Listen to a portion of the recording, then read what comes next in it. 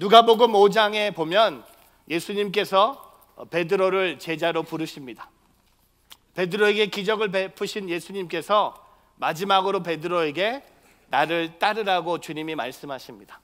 그러고 나서 누가복음 5장을 좀 더 자세히 보면요, 예수님께서 3대 사역 중에 하나인 병든 자를 고치기 시작하십니다.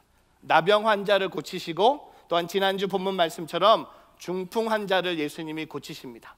그러고 나서 누가복음 5장에 예수님이 한 명의 제자를 또 부르십니다. 오늘 그 제자를 주목하면서 오늘 말씀을 풀어가기를 원합니다. 여러분, 누가복음 5장 27절부터 29절 말씀 한번 찾아보겠습니다.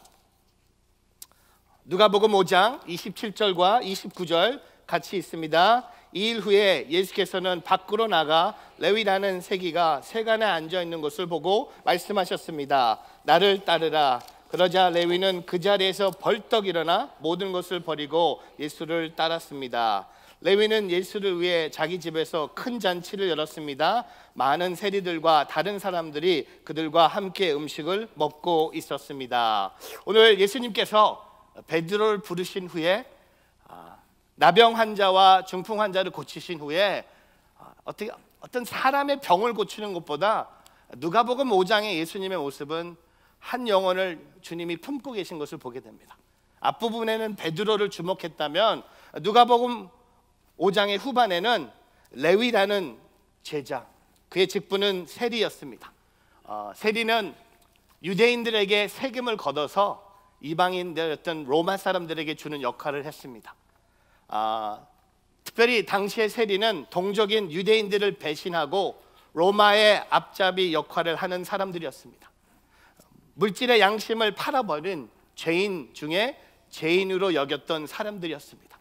근데 그 죄인 중에 죄인이었던 한 사람, 바로 레위를 예수님께서 나를 따르라고 부르신다는 겁니다.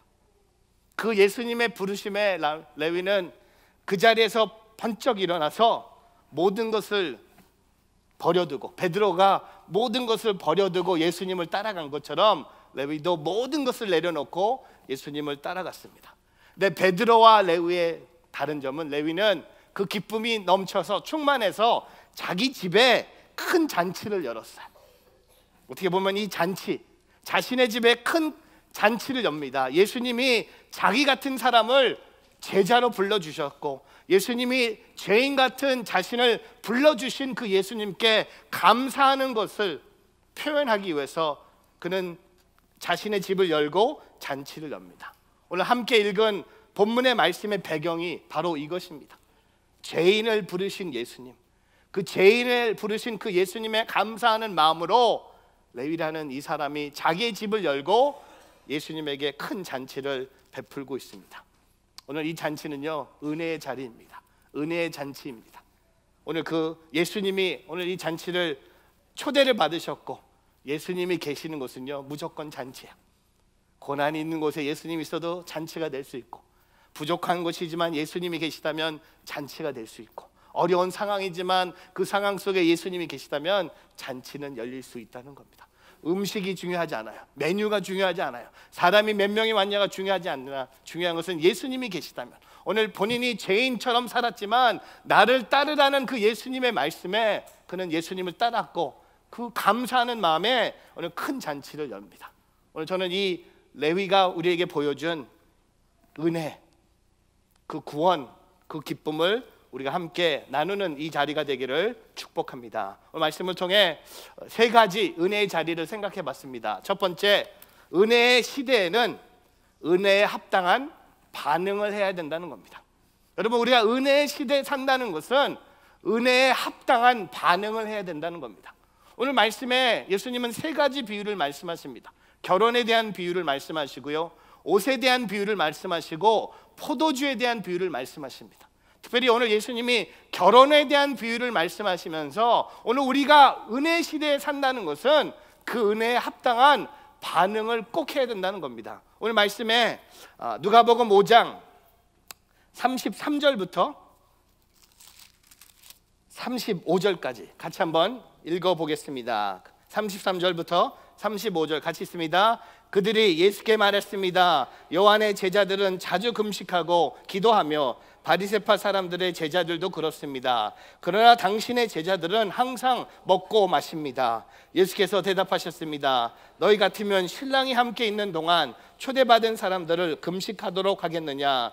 그러나 신랑이 빼앗길 날이 올 것이다. 그때가 되면 그들도 금식할 것이다. 오늘 이 잔치를 못마땅하게 여기는 사람들이 있었다는 겁니다. 여러분, 우리의 인생을 살면서요, 모든 사람들이 우리를 좋아하지 않는다는 걸 여러분 깨달아야 돼요. 우리를 좋아하는 사람도 있겠지만 우리를 보고 되게 못마땅하게 여기는 사람도 있다는 겁니다. 예수님도 마찬가지예요. 예수님이 레위를 부르시고 예수님이 베드로를 부르신 것을 보면서 못마땅하게 여겼던 사람들이 오늘 예수님께 질문해요. 그 질문의 내용이 33절에 기록됩니다. 왜 당신들은 금식하지 않고 먹고 있습니까?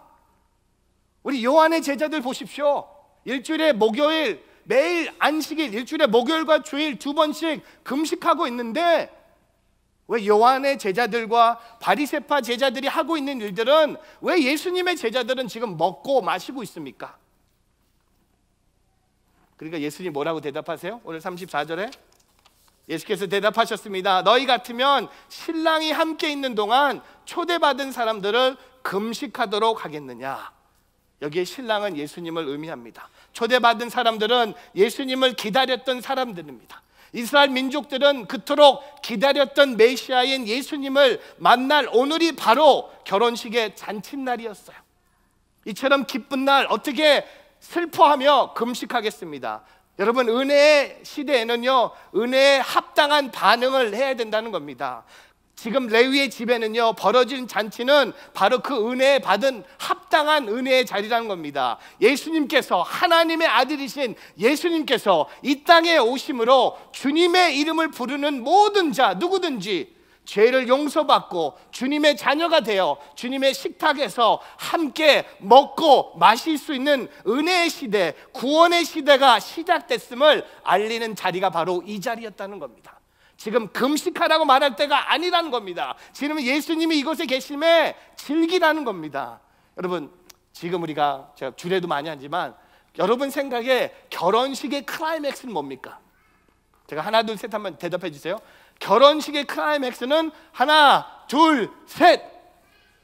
뭐야? 뭐라 하세요? 다 못 들은 걸 하겠습니다.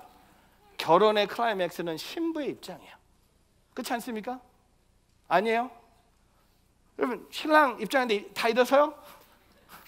다 앉아 있어요. 신랑이 입장하는데 롤러 갑니까? 아니에요. 음악 중에 제일 중요한 음악은 어디에 씁니까? 신부가 입장할 때. 그런 신부들이 되시길 바랍니다. 아직 결혼 안 하시면 그 클라이맥, 그게 하이라이트예요. 근데 여러분, 유대인들의 결혼식은요, 유대인들 결혼식의 하이라이트는 신부가 아니라 신랑이야. 그러니까 예수님이 신랑으로 입장하셨어요. 예수님이 오셨어요. 더 이상 슬퍼하지 않아도 돼요. 근심하지 않아도 돼요. 염려하지 않아도 돼요. 은혜의 시대에 올바른 반응은 뭡니까? 예수님과 먹고 마시는 거예요. 즐기는 거예요. 예수님이 함께 하심에 감격하는 거예요. 우리 집에 아무도 안 왔는데 내가 죄인이라는 사람들에게 손가락질 당하고 사람들에게 돈을 훔치는 도둑쟁이라는 얘기를 들었지만 우리 집에 예수님이 오셨구나. 예수님이 오셨어요. 신랑이신 예수님이 오셨기 때문에 예수님은요, 금식할 필요가 없다는 거예요. 오늘 우리의 삶도 매일매일 구원받은 자의 삶으로, 매일 우리의 삶이 은혜 받은 자로 응답하고 반응이 되는 그런 하루가 되기를 주님의 이름으로 축복합니다. 그러니까 예배는 뭘까요? 신랑을 만나는 기쁨이 있는 게 예배예요. 여러분, 예수님이 신랑이라면 이 예배 자리에 신랑을 만나는 기쁨이 있어야 된다는 겁니다. 예수님을 만나는데 기뻐야죠. 여러분, 예수님 만나는데 슬퍼요? 예수님 만나는데 우울합니까? 예수님 만나는 게 두렵습니까? 아니요, 예수님 만나면 즐거운 거예요. 기뻐하는 거예요. 오늘 우리가 기뻐하라 찬양을, 기뻐하며 왕께 노래 부르는 것처럼 오늘 저와 여러분 삶 속에, 여러분 고린도전서 15장 10절 찾아보세요. 고린도전서, 고린도후서 전에 있어요. 고린도전서 15장 10절. 여러분 많이 좋아지고 있어요. 성경책 찾고 있어요. 저 너무 좋아요. 전화기도 찾지도 않고 성경도 안 본 사람은 제가 다 외우신 분 같아요. 고린도전서 15장 10절 같이 있습니다.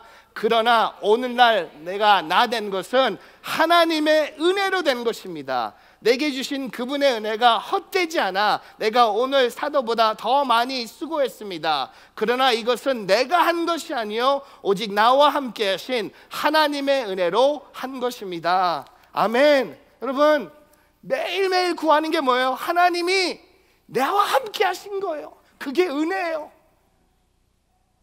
내 과거가 어떻든, 사람들이 나를 어떻게 평가했던, 내게 어떤 히스토리가 있던 예수님이 나와 함께 계시기 때문에 그 은혜 시대에 합당한 반응은 뭡니까? 기뻐하는 거예요. 사랑하는 거예요. 달려가는 거예요. 같이 먹고 마시는 거예요. 목요일이라고 해서 주일이라고 해서 가서 금식하는 거기 잠깐 안 해도 돼. 왜? 신랑이 오셨기 때문에. 그러나 신랑이 떠날 것이지만 그때 금식해도 된다는 겁니다.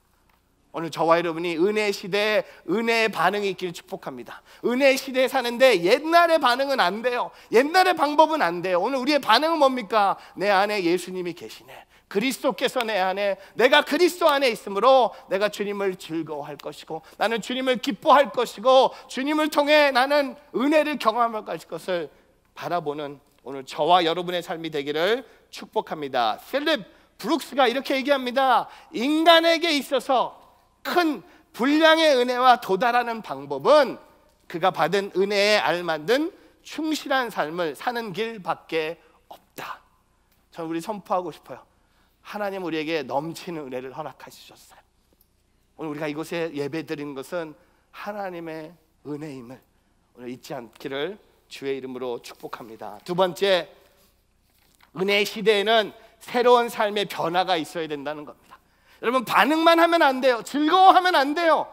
새로운 삶의 변화가 있어야 된다는 겁니다. 오늘 말씀에 36절부터 38절을 보면요, 옷의 비유와 포도주의 비유를 하시면서 변화, 삶의 변화를 얘기하십니다. 우리 한번 찾아서 읽어보겠습니다. 누가복음 5장 36절부터 37절 같이 있습니다. 예수께서 그들에게 이런 비유를 들려주셨습니다. 낡은 옷을 기우려고 새 옷을 자르는 사람은 없다. 그렇게 하면 새 옷이 찢어져 못 쓰게 되고 새 옷의 조각도 낡은 옷을 어울리지 않기 때문이다. 또 새 포도주를 낡은 가죽 부대에 넣는 사람은 없다. 그렇게 하면 새 포도주가 그 부대를 터뜨려서 포도주는 쏟아지고 부대는 못 쓰게 될 것이다. 여러분, 오늘 옷의 비유, 여러분 36절에 보면요, 낡은 옷을 기우려고 새 옷을 자르는 사람이 없다는 겁니다. 옷을 기울 때 낡은 옷에 새 옷 조각을 대지 않습니다. 그 이유는요, 새 옷의 섬유는 당기는 힘이 강해서 옷의 섬유를 잡아당겨 더 망가지게 만든다는 거예요. 제가 디자이너는 아니지만 옷도요, 새 옷하고 낡은 옷의 차이가 있어요. 옷을 입어보면 알잖아요. 새 옷과 낡은 옷이 달라요. 근데 어떤 사람이 낡은 옷에다가 새 옷을 붙입니까? 그런 사람 없어요. 또한 새 옷을 샀는데 누가 낡은 옷을 붙입니까? 오늘 이 은혜의 시대의 사람은요, 그 새로운 시대의 변화를 드러나게 한다는 겁니다. 또한 포도주도 마찬가지예요. 포도주를 새로 만들 때 수개월 동안 숙성될 때까지 계속해서 반려됩니다. 낡은 가죽 부대는요, 새 가죽 부대와 달리 신축성이 없기 때문에 새 포도주가 나오는 가스를 견디지 못해서 펑 터집니다. 그러면 포도주는, 가죽 부대는 모두 버릴 수밖에 없는 거예요. 그래서 오늘 38절의 말씀처럼 새 포도주는 새 부대에 담아야 한다는 겁니다. 사랑하는 성도 여러분, 우리가 이 은혜 시대, 예수님이 레위에게 나를 따르라고 말씀하셨을 때 그 반응이 이 잔치를 열고 파티만 하는 것이 아니라 주님은요, 옷과 포도주의 비유로 레위에게 말씀하세요. 새로운 사람으로 살아야 된다는 겁니다. 새로운 피조물이 됐다는 겁니다.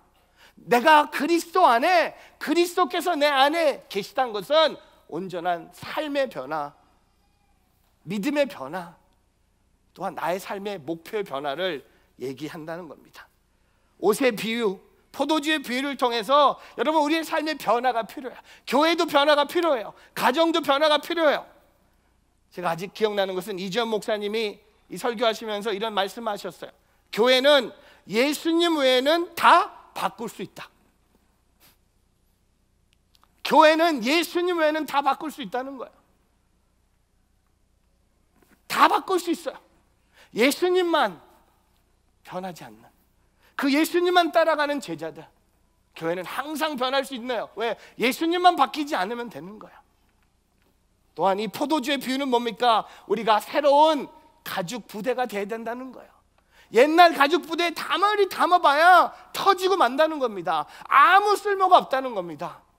오늘 저와 여러분 삶 속에 새로운 삶의 변화가 있기를 주의 이름으로 축복합니다. 제가 이번에 한국에서 혼두라스에 계시는 우리 장로님 한 분이 함께 식사하자 그래서 식사하러 갔어요. 근데 장로님이 그냥 식사가 아니었고 지금 혼두라스에 계신데, 혼두라스에 9월 달에 성경의 날이 있대요. 그 날에 성경의 날, National Day of the Scripture, 성경의 날이 있는데 올해 그 성경의 날의 집회를 장로님한테 맡겼대요. 그래서 장로님이 저와 몇 명의 목사님을 그날 초대해서, 저는 맛있는 밥 먹는 줄 알았는데 밥이 아니라 이 성경의 날 메인 강사로 초대하는, 그러니까 미리 말씀해 주셨으면 안 갔을 텐데 말씀 안 해주셨고 1시간 동안 퍼센테이션을 해주셨어요. 본인이 비즈니스 하러 갔다가 어떻게 해서 예수님을 만났고, 또한 그 만난 리더십을 통해 점점점 큰 행사를 맡게 됐는데 올해 성경의 날 행사의 책임자가 됐대요. 그래서 부족한 저를 메인 강사, 제가 듣기는 마크시아 목사님은 남미에 가면 엄청난 부흥 강사가 된다는 소식을 들었대요. 저랑 남미 사람들이랑 잘 맞는다는 소식을 들어서 저를 초대한다고. 그래서 제가 장로님 설명해 주시대요. 그러다가 한 분이 질문해, 몇 명 정도 예상하십니까? 제가 그날 놀랐어요. 밥 먹다가 이렇게 중국 음식 먹다가 으악! 몇 명이요? 10만 명. 장로님 그냥 가고 싶더라고요. 10만 명 집회 저는 10만 명의 기독교인들을 본 적도 없는데, 저는 기껏해야 2-3천 명 정도는 설교해봤지만 10만 명의 사람들 앞에서 일주일 동안 진행되는 성경의 날 집회에 메인 강사로 와달라는 초대를 받았어요. 그때부터는 음식이 안 넘어가요. 지금 가면 도망갈 수도 없고 여기 왔고, 그래서 그냥 줄줄 따라가다가 왔어. 계속 이제 9월을 향해 10만 명이 모이는, 작년엔 10만 명인데 올해는 20만도 가능하다. 난 도대체 이렇게 많은 사람들이 어디서 어떻게? 근데 장로님 딱 하나요. 내가 옛날에 비즈니스 할 때는 돈만 생각했는데 믿음이 생기니까 하나님이 알아서 다 해주신다는 거야. 목사님도 그냥 오시면 된대요. 난 누가 목사고 누가 장로인지 헷갈렸어. 누가 강사고 누가 초대하는 사람인지 그냥 끌려갔어요.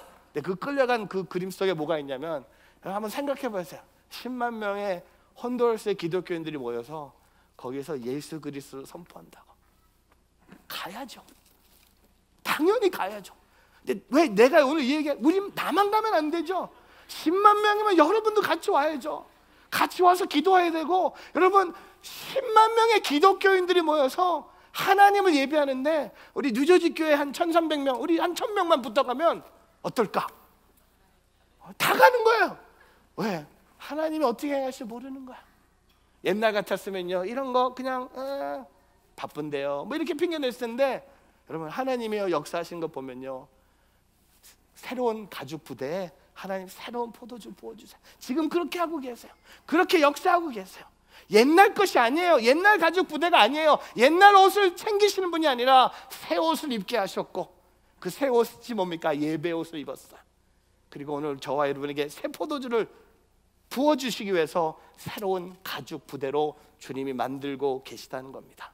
오늘 저와 여러분이 그 하나님을 바라보며 달려가기를 주의 이름으로 축복합니다. 세 번째, 은혜의 시대에는요, 옛 시대의 가치관과 습관을 버려야 한다는 겁니다.